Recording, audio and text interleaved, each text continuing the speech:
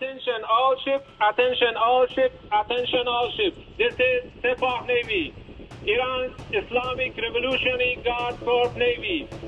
From now on, all navigating through the Strait of Hormuz is forbidden. No ship in every type is not allowed to pass from the Strait of Hormuz till next notice. This is Sepah Navy.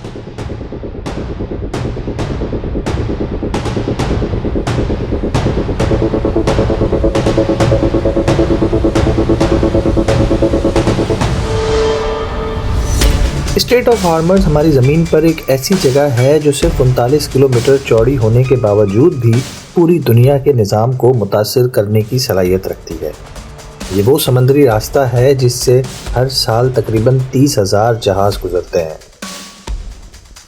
اور یہ صرف تیل یا gas ہی نہیں بلکہ دنیا کی معیشت کے لیے ضروری خام مال بھی لے کر جاتے ہیں، جن میں کھاد، معدنیات، صنعتی کیمیکل اور ٹیکنالوجی کی بنیادی ضروریات شامل ہیں۔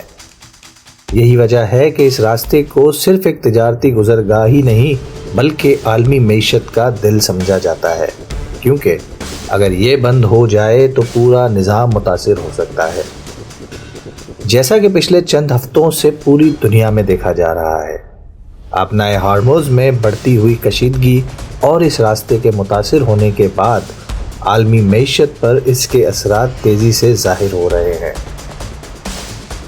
یہ وہی تنگ سمندری گزرگاہ ہے جسے دنیا کے سب سے اہم تجارتی راستوں میں شمار کیا جاتا ہے، اور جس کے ذریعے توانائی سمیت بنیادی اشیاء عالمی منڈیوں تک پہنچتی ہے۔ جیسے ہی اس راستے میں رکاوٹ پیدا ہوتی ہے، عالمی سپلائی چین متاثر ہونا شروع ہو جاتی ہے، جس کے نتیجے میں تیل اور گیس کی قیمتوں میں اضافہ، شپنگ کے اخراجات میں بڑھوتری اور مجموعی طور پر مہنگائی میں اضافہ دیکھنے میں آتا ہے۔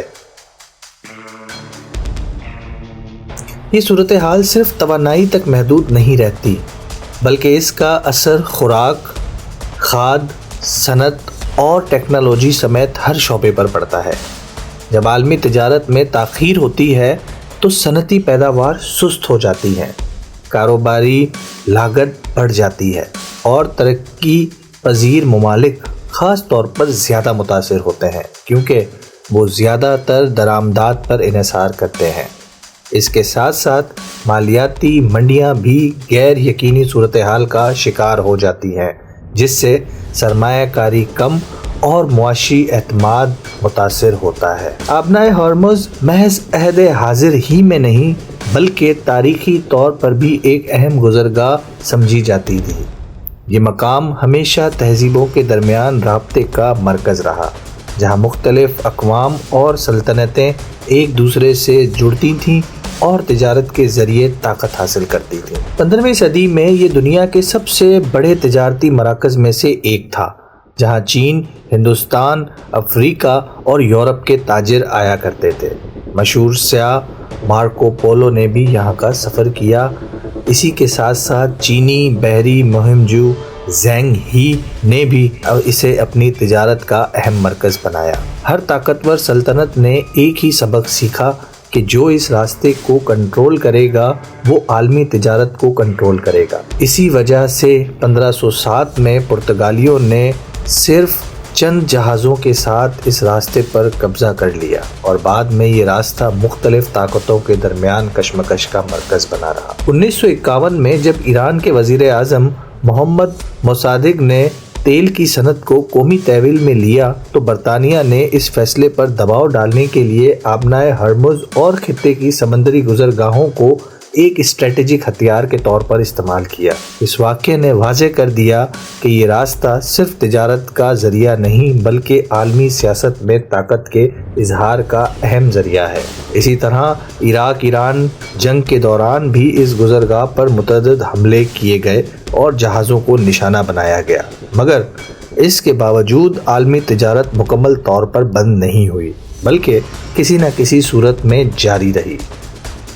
یہ اس بات کی عکاسی کرتا ہے کہ اس وقت کا عالمی نظام اس قسم کے جھٹکوں کو برداشت کرنے کی صلاحیت رکھتا تھا، اگرچہ اس کی قیمت بڑھتی ہوئی لاگت اور خطرات کی صورت میں ادا کرنی پڑتی تھی، لیکن آج کی دنیا پہلے سے زیادہ پیچیدہ، نازک اور خطرناک ہو چکی ہے۔ اب مسئلہ صرف جنگ یا حملوں کا نہیں بلکہ عالمی مالیاتی نظام کا بھی ہے۔ اگر کسی بھی وجہ سے اس راستے میں خطرہ بڑھ جائے تو انشورنس کمپنیاں اپنے جہازوں کو کور دینا بند کر دیتی ہیں، بینک مالی معاونت روک دیتے ہیں اور تجارتی معاہدے ختم ہو جاتے ہیں۔ اس کا نتیجہ یہ ہوتا ہے کہ بغیر کسی بڑی جنگ کے بھی تجارت رک سکتی ہے، جسے ایک طرح کی مالیاتی ناکہ بندی کہا جا سکتا ہے۔ آبنائے ہارمز صرف توانائی کا راستہ نہیں بلکہ خوراک اور صنعت کی بنیاد بھی ہے۔ دنیا کی بڑی مقدار میں کھاد جیسے یوریا اور امونیا اسی راستے سے گزرتی ہیں، اور تقریباً آدھی دنیا کی خوراک انہی کھادوں پر منحصر ہے۔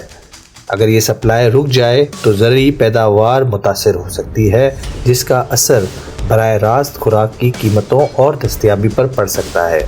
اسی طرح خلیجی ممالک جو خوراک کے لیے درآمدات پر انحصار کرتے ہیں، شدید بحران کا شکار ہو سکتے ہیں۔ مزید خطرناک بات یہ ہے کہ اگر بحران کے دوران دنیا کا دوسرا اہم راستہ جو کہ باب المندیب ہے، اگر وہ بھی متاثر ہوتا ہے تو دنیا کی دو بڑی تجارتی شریانیں ایک ساتھ بند ہو سکتی ہیں، جس سے عالمی معیشت تقریباً مفلوج ہونے کا امکان ہے۔